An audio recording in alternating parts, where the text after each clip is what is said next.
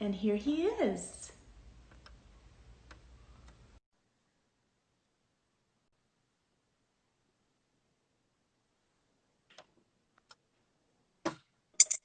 Oops, let me, hello, hello.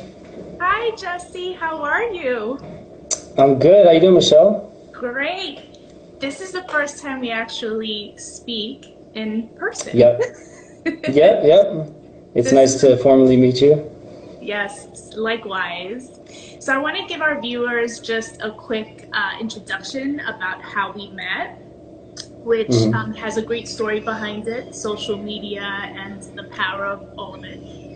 So Hmm. during the pandemic, Jesse reached out to me because I had helped El Gordo Eatery to donate meals to a hospital and the healthcare workers.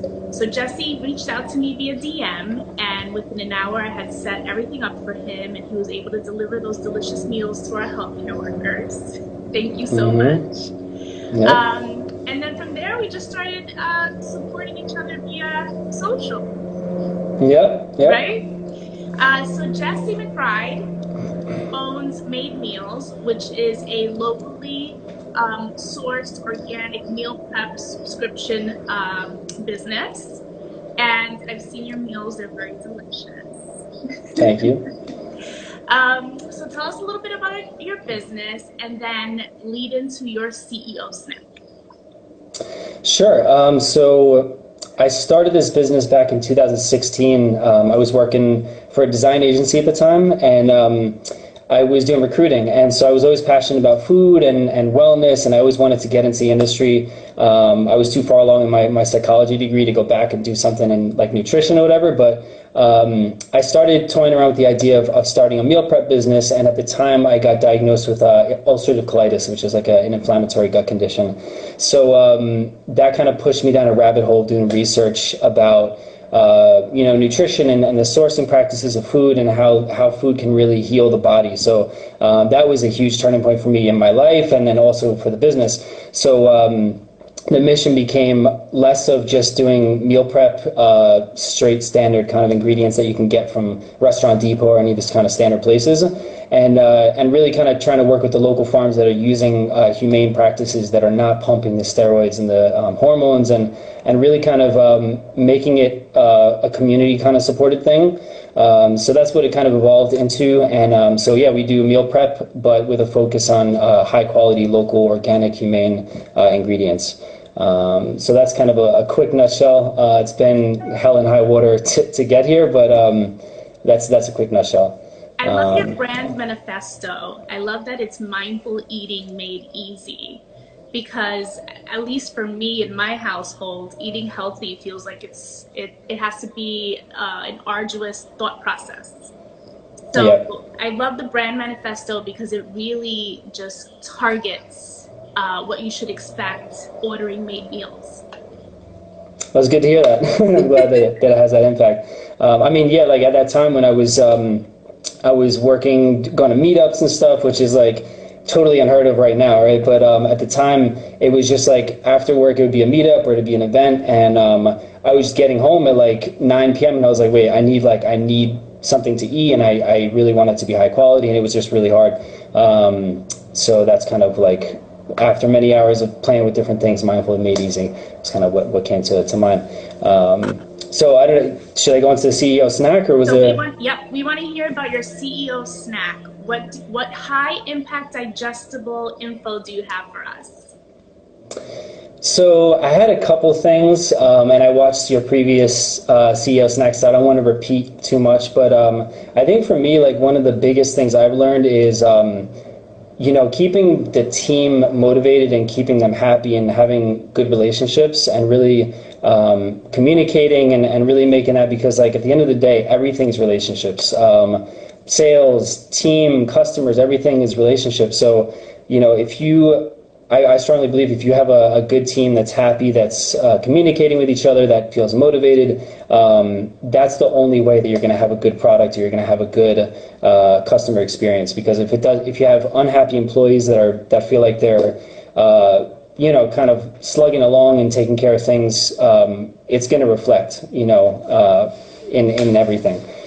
So like that. that was it for me. I've gone through starting as a first time founder, building a team and finding a co-founder and hiring our first chefs and everything. It was really like a lot, and I didn't know. I'm still learning how to be a CEO from an entrepreneur slash hustler, because I feel like that's a graduation kind of thing. But for me, I've definitely come to learn that it really starts with the team and really having that good relationship. And I'm really happy and lucky to be in a place right now where we have an awesome team. Definitely went through some things in the past that kind of taught me some lessons. But I would say that. I mean, there's more to expand there, but I would say that that's my CEO snack. That's a great snack, because it's a conversation that I have often with business owners, especially brick and mortar business owners. I can do all the work, in terms of building your brand, digital marketing, and getting your story out there.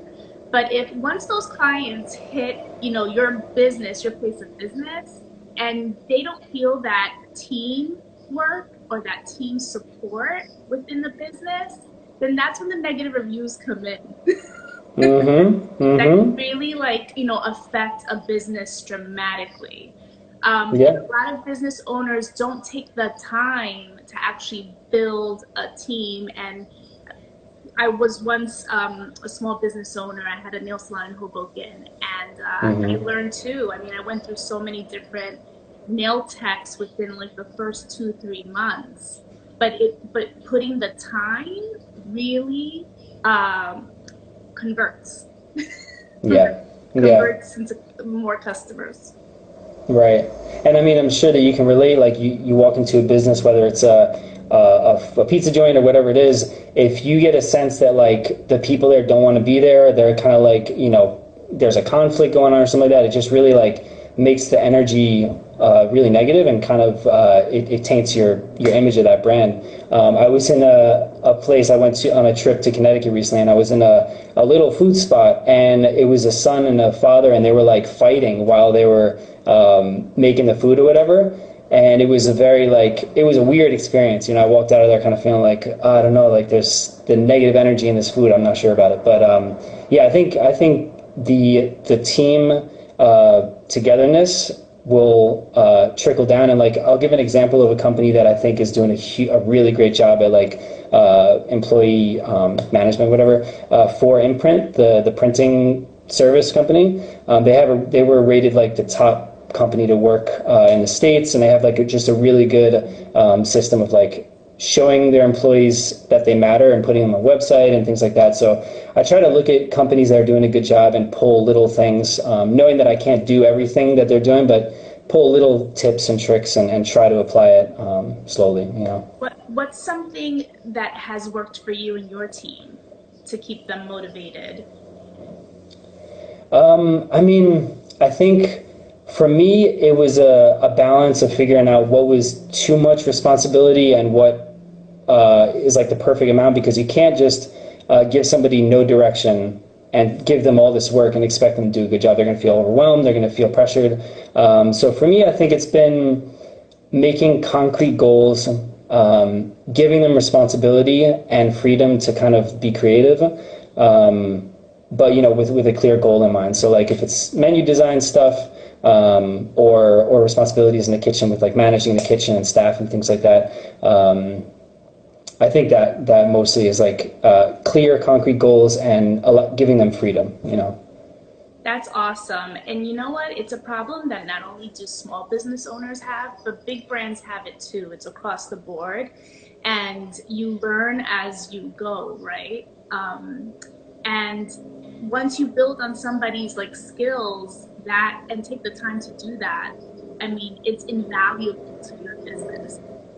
Yeah, yeah. I actually was reading about your nail salon and how you kind of misshot how long it would take with the services and everything. So did that seem to make the employees kind of like stressed out, or did that have an impact on the team? You know what happened? What happened to me was that I went so heavy on social advertising and contacting local influencers and getting the word out that the salon was reopening because I had bought a failed business, that took advice from other business owners and didn't hire enough people straight away. Mm-hmm. So, what I always recommend is that hire more than hire less. Yeah. Because you can always downsize, but finding quality people, it's scarce, it's hard.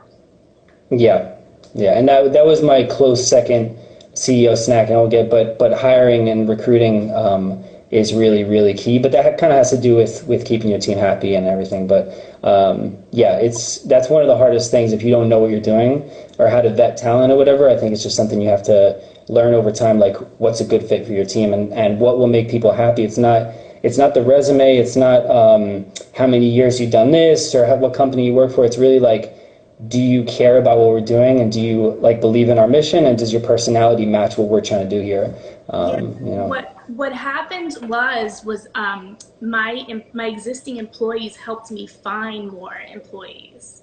They, we would have meetings and figure out what to improve on, and figured out like what skills we needed in the salon to really Hmm. um, for the demand that we were having.